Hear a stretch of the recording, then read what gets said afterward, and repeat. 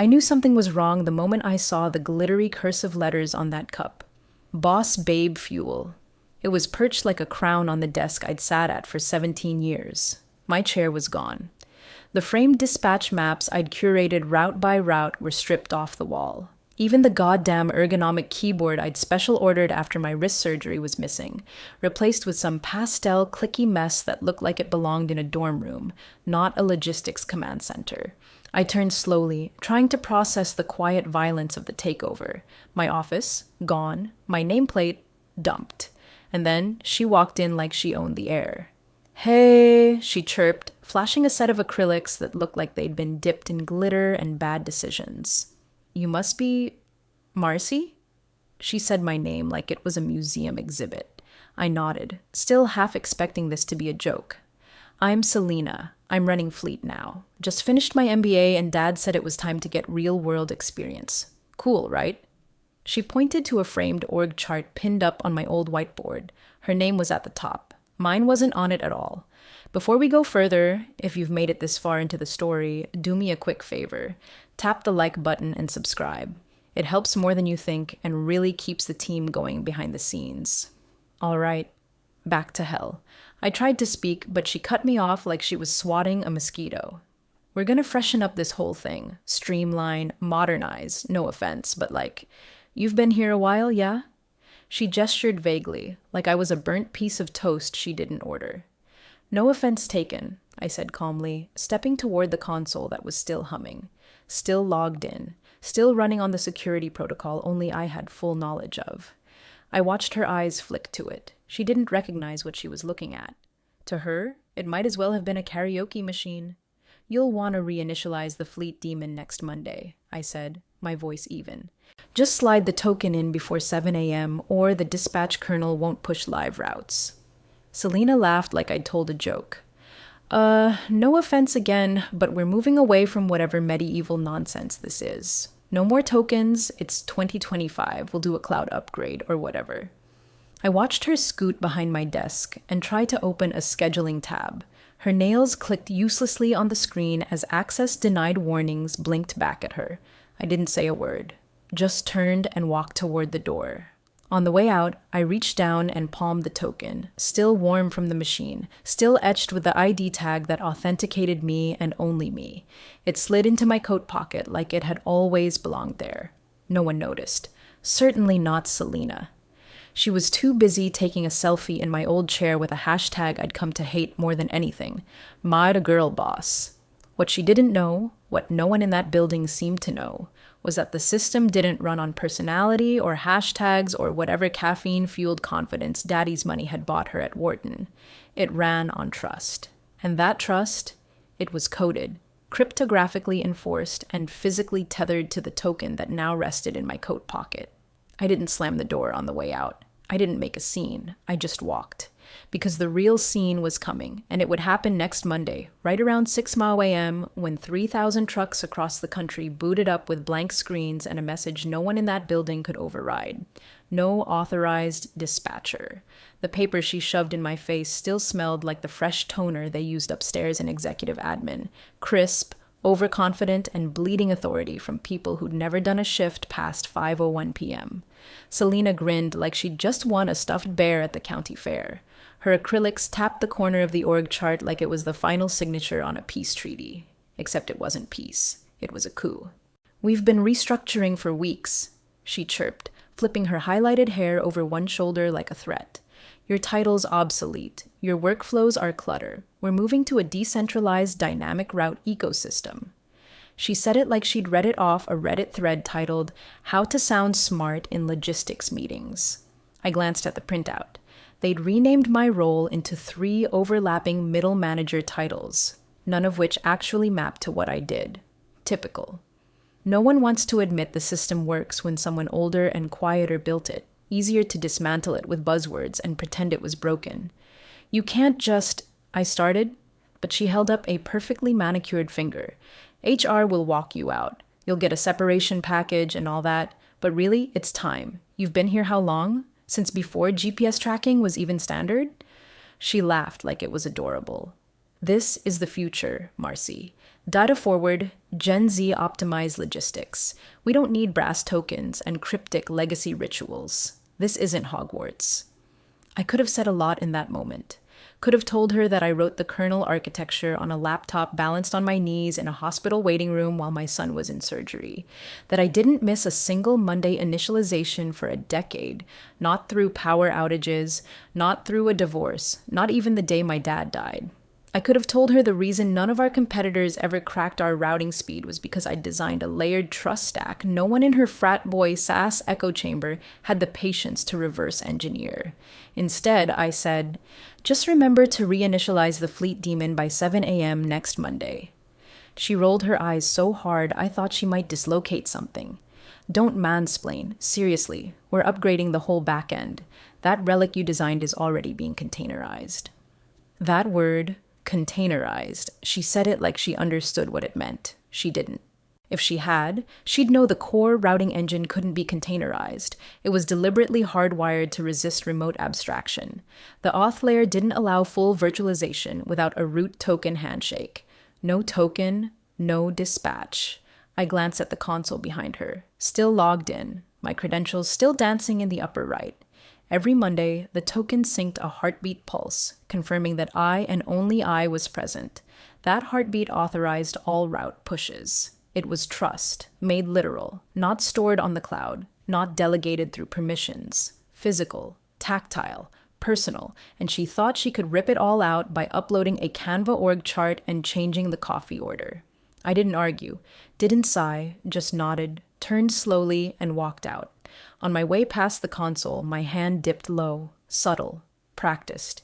No one noticed the faint metallic click as I extracted the token. The heartbeat stopped. But no alarm sounded, because the system doesn't panic. It waits. It's patient, like me. Downstairs, the HR girl with the apologetic eyes tried to read from a script, but I waved her off. You're not the one doing this, I said. She offered me a cheap tote bag with the company logo. I took it. Why not? In the parking lot, I sat in my car with the engine off, watched the loading dock, the forklifts, the dispatch screens flickering behind tinted windows. They looked like they were working, like the world was still spinning. But next Monday was going to feel like the earth stood still, and the only person who knew why would be halfway across the state, sipping tea, waiting to see how long it would take them to realize they'd broken something they didn't even understand. I sat cross-legged on my living room floor, token in hand, watching the sunrise slice through the blinds like a scalpel. I used to love Monday mornings. That 1 hour before the rest of the world stirred, when it was just me, the quiet hum of the routing engine, and the knowledge that 3,000 trucks were about to move like synchronized gears in a machine I built with my bare hands.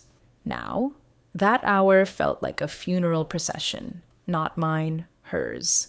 The token clicked into its cradle with a familiar mechanical thunk, locking in place like a warhead key. I'd had the protective case made years ago when a finance director tried to simplify the process by digitizing my access. He thought he could just copy the token's code. What he didn't realize, and what Selena was about to learn the hard way, was that the token wasn't just a security dongle. It was a gatekeeper. Hardened, single instance, tamper-logged. Every byte it pushed into the system was wrapped in encryption that made Fort Knox look like a lemonade stand. I booted up the old air-gapped terminal in my back room. Took a while. She was ancient, built like a tank, and ran on a hybrid OS I'd compiled myself before the company even had an IT department. Once she was alive and blinking, I opened the dormant script folder. Everything was still there, labeled in my shorthand. The file I needed was called Siren Triprotocol v3.2. It hadn't been touched in 8 years. Still, I knew exactly what it would do. It wouldn't crash the system, wouldn't corrupt files or trigger alerts, no headlines, no audit flags. It would just quietly, immovably refuse access to dispatch unless one condition was met: physical authentication by my token between 5:45 and 7 a.m. Monday morning. Miss that window, and the routing daemon would enter lockout mode. Routes would queue, GPS signals would idle, and drivers would wait, forever, if necessary, until trust was reestablished. I entered the trigger phrase. If unauthorized credentials overwrite root-level dispatch, initiate fallback authority lockdown. My finger hovered over the return key. I hesitated, not out of doubt, but ritual. A tiny voice in the back of my head whispered, "Are you sure?" Yes, I was sure. Click. The script executed silently, no fireworks, just a single green confirmation line. Fallback protocol active, token authentication required for next cycle. I leaned back in the chair and exhaled. The system was armed, but it didn't feel like revenge. It felt like insurance. They'd stripped my title, my office, my respect, but they hadn't touched the system. They couldn't, because no one had ever cared enough to learn how it actually worked. Selena didn't understand that what she took wasn't a toy. It was a living, breathing, rules-based network. And I designed it to favor stability over authority. The moment they tried to push changes without trust, it would hold its breath and wait. The part that really got me was that she never even asked, never once thought to sit me down and say, "Can you walk me through the back end?"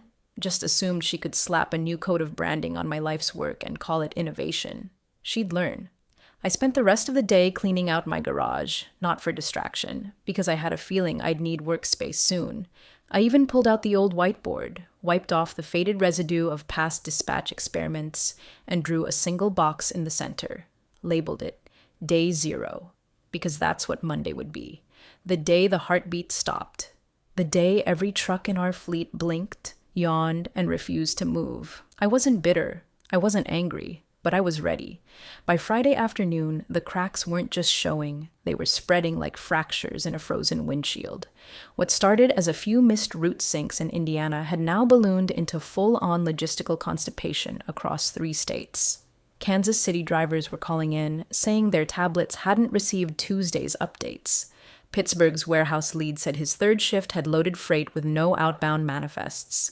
And in Dallas, one of our veterans, I think his name was Hank, drove 42 miles to a supposed drop site that no longer existed in the system. Selena's brilliant solution? Restart the server or something. Someone actually did. For 2 hours, the back-end routing console blinked in a sad loop, trying to reestablish credentials it no longer had access to.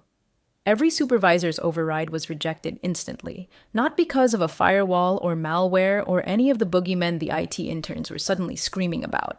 No, it was simpler than that. The system didn't trust them. And trust, real, coded, hardware-verified trust, was no longer part of their daily vocabulary. I sipped my coffee on the balcony like it was a front-row seat at the opera. The local news ran a quiet segment about unexpected freight slowdowns out of our main depot. Nothing alarming yet. Just shots of warehouse workers standing around, confused, waiting for direction that never came. The anchor smiled and promised it'd be sorted by Monday. I nearly choked on my coffee. Monday was the cliff. That night, sometime around 11:45, my phone buzzed. Not the work phone, my personal one, buried in a drawer under expired coupons and an old Fitbit I never bothered to charge. I stared at the screen for a full minute. Routing engineer. Dana G. We'd spoken maybe twice in the past year. She was sharp, kept to herself mostly, like I did, but had a good eye for redundancies and was one of the few who actually read the back-end notes I left in the system logs. Her message was short. "Hey, did you ever set a physical auth on the fleet kernel? No emojis, no lol, or just wondering." That last part was what told me everything. She wasn't asking casually. She was bracing for impact. I didn't reply, but I opened a blank file on my local drive and logged the timestamp, sender, and exact wording. Not to cover my tracks, just to document the pivot. The moment someone on the inside realized they were driving blind and the only person who knew the map had already walked out the door. Somewhere, in a boardroom lit by LED panels and LinkedIn quotes, Selena was probably still saying things like agility and disruption while flipping through a PowerPoint someone else made. She probably still believed the system just needed a good defrag or patch or maybe a new UI. That's what happens when you grow up with apps. You start thinking all problems can be solved by dragging icons into new folders. But logistics isn't drag and drop. It's trench work. It's timing. It's knowing that if a single truck leaves 10 minutes late, a cold chain collapses and someone's shipment of insulin goes bad. She didn't know that. And worse, she didn't care. That night, I pulled out the token again. Ran a quick diagnostic. All systems nominal. Fallback protocol holding. Next trigger window, Monday, 5:45 a.m. to 7:01 a.m. No authentication, no dispatch. I placed the token back in its case and locked it with a quiet click. Let the system sleep, for now. By 3 a.m., the system had gone silent. Not crashed, not frozen, just still, like it was holding its breath. The routing daemon executed the protocol exactly as designed.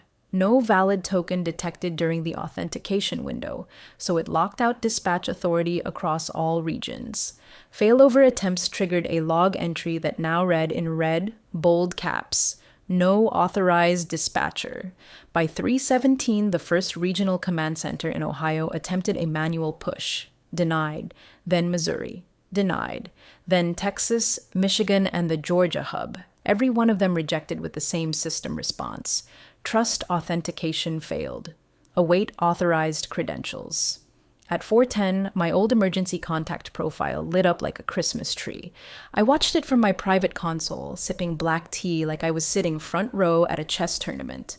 They didn't know it, but every failed attempt sent me a ghost ping, buried deep in the fallback script, designed to notify me if someone tried to tamper with the kernel after DOS.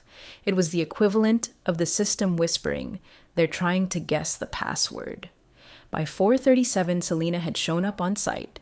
Security footage, which I may or may not still have access to, showed her storming into the IT bullpen like she was auditioning for a made-for-streaming drama.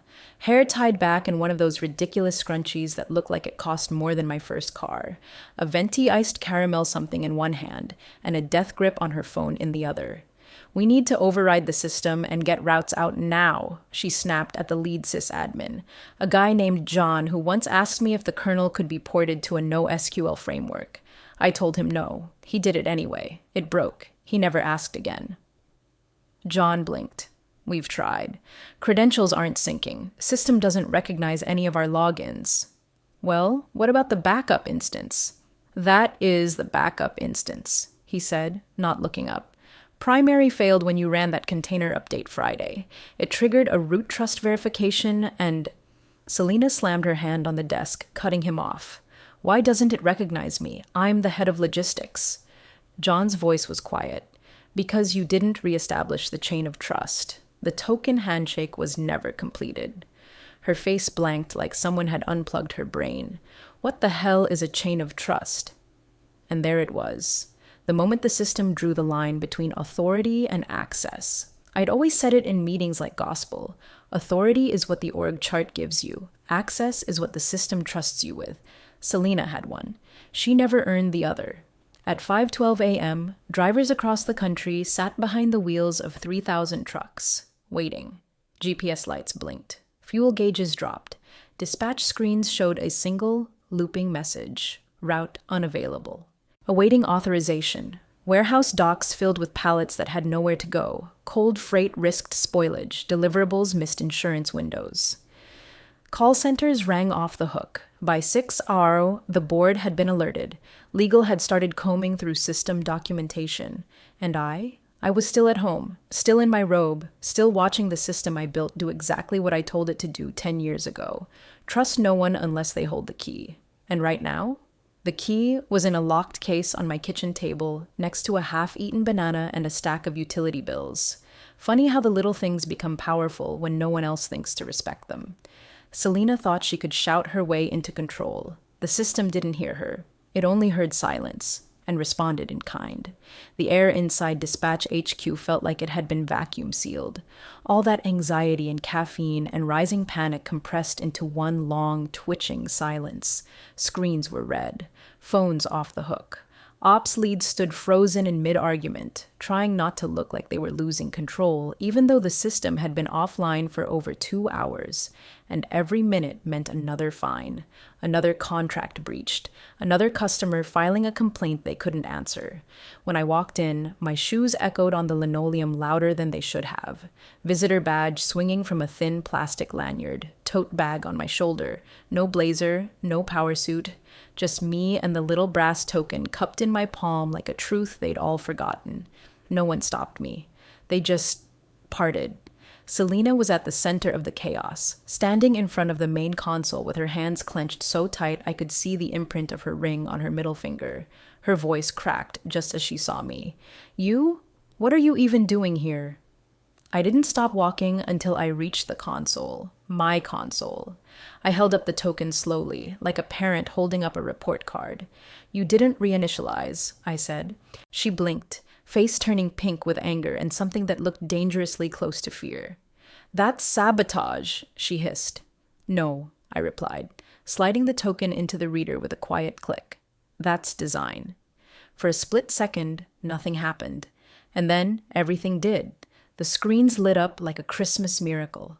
Red turned to green, routes unfroze, GPS signals blinked alive. Across the country, dispatch consoles rebooted and quietly handed control back to the network. Truck engines roared back to life, manifests synced, and status bars began to climb like floodwaters. I stepped back and crossed my arms. The room erupted, not in panic, but relief. Cheers, claps, even a shout from the East Coast lead, who punched the air and yelled, "We're back online!" I didn't gloat, didn't smile, just let the noise pass over me like rain. Selena sank back into her chair, not defeated, just exposed. She looked small now, like a kid who'd been told they could drive the family car and then wrapped it around a light pole. Her hands hovered over the keys, unsure, twitching, like she might try to reclaim some part of this moment. But no one looked at her. They were all looking at me. "You built this," someone whispered behind me. I turned slowly to see ops leads gathering around, people who hadn't said a word to me in months, who'd been too busy updating their job titles and polishing their LinkedIn profiles to remember who wrote the infrastructure documents they still pretended to read. I gave a small nod. "Yes," I said simply.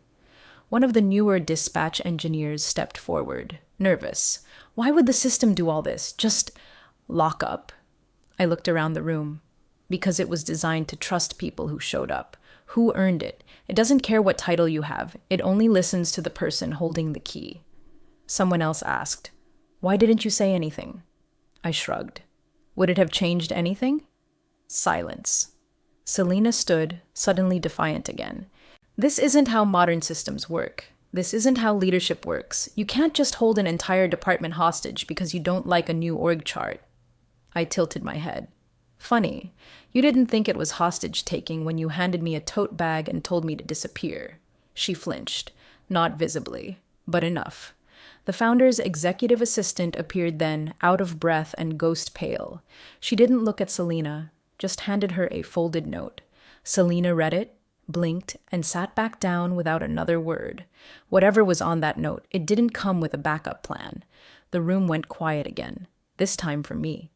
I removed the token from the reader and held it in the air for a second, watching the system pulse steady and green across every screen in the room. Then I dropped it back into my pocket. The trucks were moving again, but nothing else would ever go back to how it was. By 10:03 a.m., a car was already en route to Newark to collect the founder off a red-eye from Geneva. The man hadn't been stateside in months, preferred to operate from altitude, as he liked to say in shareholder letters. But altitude meant nothing when 3,000 trucks nearly caused a supply chain stroke because his daughter wanted to prove she could optimize operations with hashtags and bubble tea. Now, he was flying home in business class silence, probably replaying every smug "I've got this" daddy text she'd sent since May. Inside HQ, legal was already combing through old archives. It took them less than 30 minutes to confirm what I knew they'd find. The clause was buried in a legacy contract, signed in ink, time-stamped, and notarized, 11 years ago, back when we were still operating out of 2 warehouses and Selena was likely still failing driver's ed. Going, "Sole dispatch token authority shall remain vested in the role of fleet systems architect or designated successor, with no alternate credential override permitted without physical transfer of primary key object." That was the line. Legal read it twice, then once aloud. Someone asked what a primary key object was. I pulled the token out of my coat pocket and laid it on the table like a poker chip. That. It landed with a soft click that sounded louder than it should have. No one said a word for a beat. Then the room rustled with quiet activity. Calls made, files reopened, meetings scheduled. A glass-walled conference room was cleared, and Selena was led inside by a compliance officer. Not forcibly, not dramatically, just with the calm, cold efficiency of a cleanup crew arriving after a flood. I didn't go in. I didn't have to. 3 board members joined her, none smiling. One of them, Mitchell, I think, tapped a thick stack of printed system logs against his palm like a gavel. From outside, I saw Selena shaking her head. Denial, then confusion, then silence. She folded in on herself like a bad forecast. Outside that room, things were warmer. Ops leads I hadn't heard from in months made quiet rounds toward my desk. A few shook my hand. One apologized. Another asked genuinely if I'd consider returning. I told them all the same thing. We're not there yet. Because this wasn't about me coming back. It was about whether they'd learned anything. I opened a blank incident report, typed 5 lines. System failed as designed due to failed reinitialization protocol. No breach occurred. No malicious intent. System integrity remained intact. Recommend review of key transfer process. I submitted it to compliance, then walked past the lobby toward the executive wing. The founder's office hadn't changed in a decade. Same dark wood desk, same framed photo of the first truck off the lot.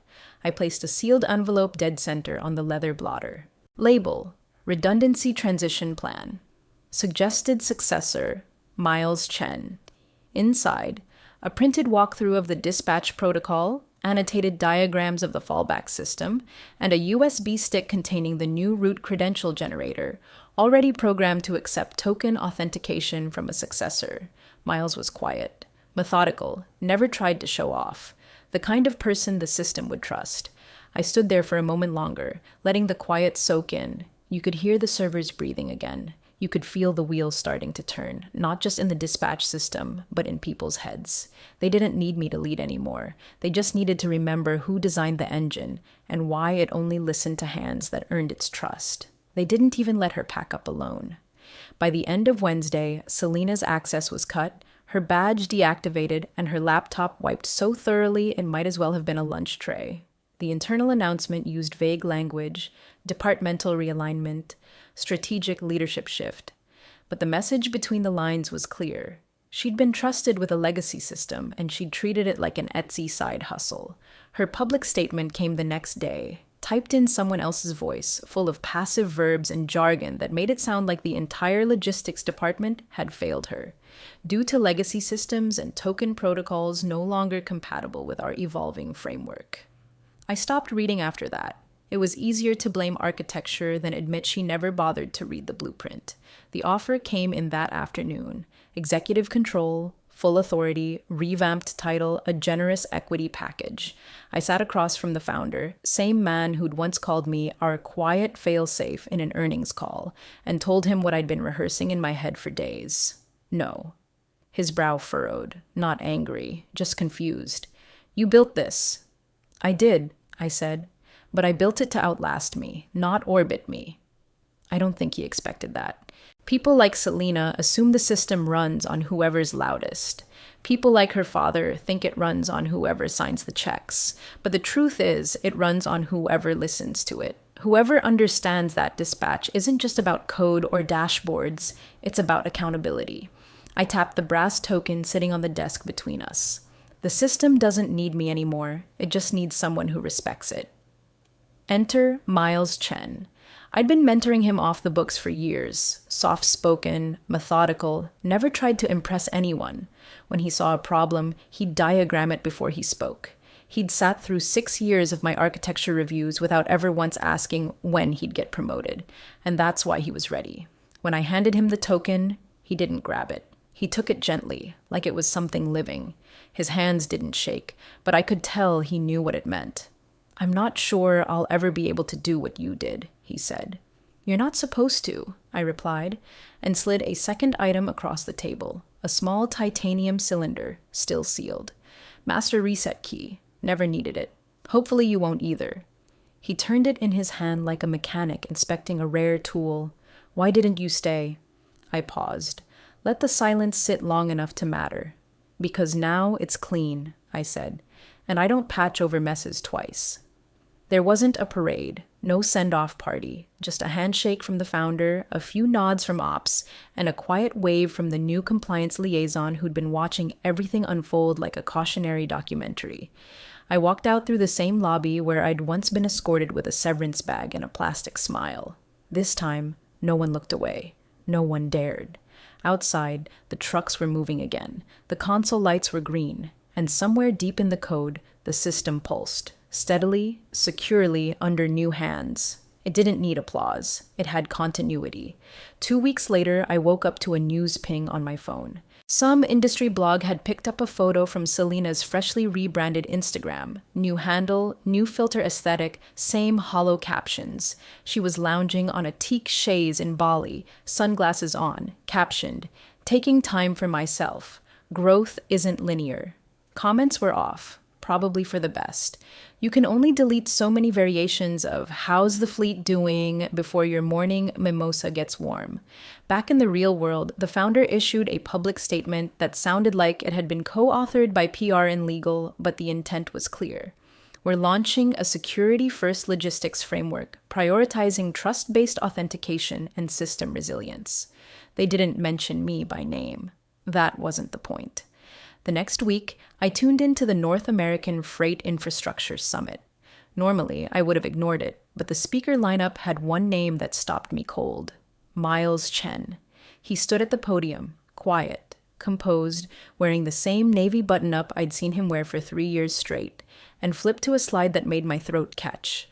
On it was a simple architecture diagram. No flashy animations, no cheesy stock photos. Just a black and white schematic labeled Token Protocol Auth Layer, v3.2.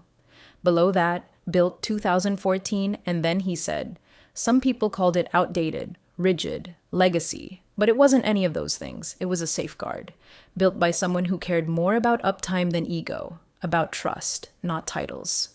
He didn't gesture, didn't name drop, just moved to the next slide and started explaining how the fallback protocol had actually protected them from larger failure cascades during the lockout.